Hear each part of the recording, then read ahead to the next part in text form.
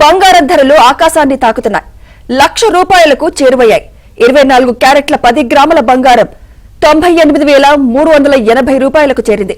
ఇక 22 క్యారెట్ల 10 గ్రాముల బంగారం 96,410 రూపాయలని తాకింది.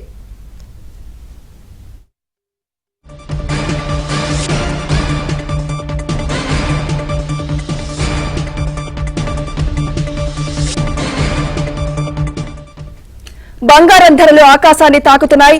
ఇక ఇదే అంశంపై మరింత సమాచారం సీనియర్ బిజినెస్ అనలిస్ట్ జీవి రావు గారు అందిస్తారు. జీవి రావు గారు నమస్తే అండి.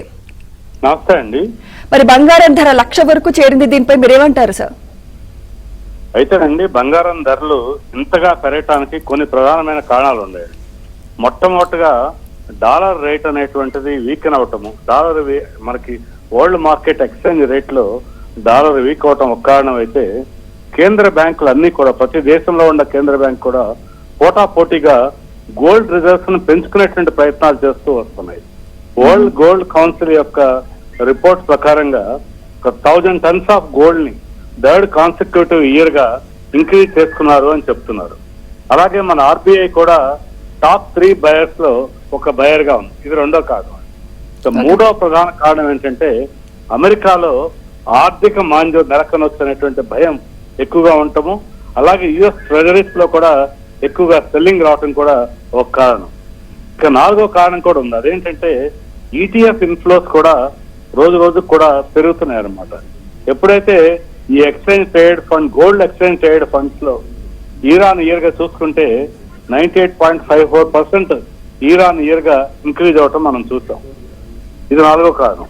ఇకపోతే ఐదవ మరొక ప్రధానమైన కారణం geo political tensions, economic uncertainty.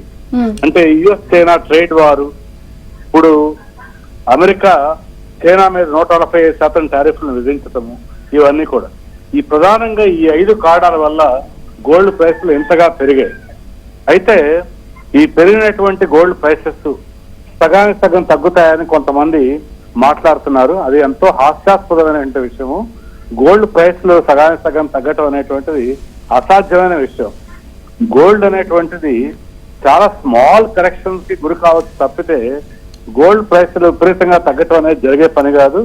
Gold in fact ఇంకా కూడా పెరిగేటువంటి అవకాశం ఉంది. రానున్నటువంటి 2 సంవత్సరాల కాలంలో కూడా గోల్డ్ రేట్ల పెరుగుదల ఇంకా కొనసాగే అవకాశాలే మెరుగ్గా ఉండేయమ్మ. అందుకని చెప్పి ఎవరైతే గోల్డ్ లో పెట్టుబడి పెట్టారో వాళ్ళు వాళ్ళ పెట్టుబడులను కొనసాగించడమే మంచిది. కొత్తగా పెట్టుబడులు పెడదాం అనుకునే వాళ్ళు ఎవరైనా సరే బంగారం ధరలు కాస్త తగ్గినప్పుడల్లా మళ్ళా పెట్టుబడులను పెంచుకుంటూ పోవటమే మంచిదమ్మా.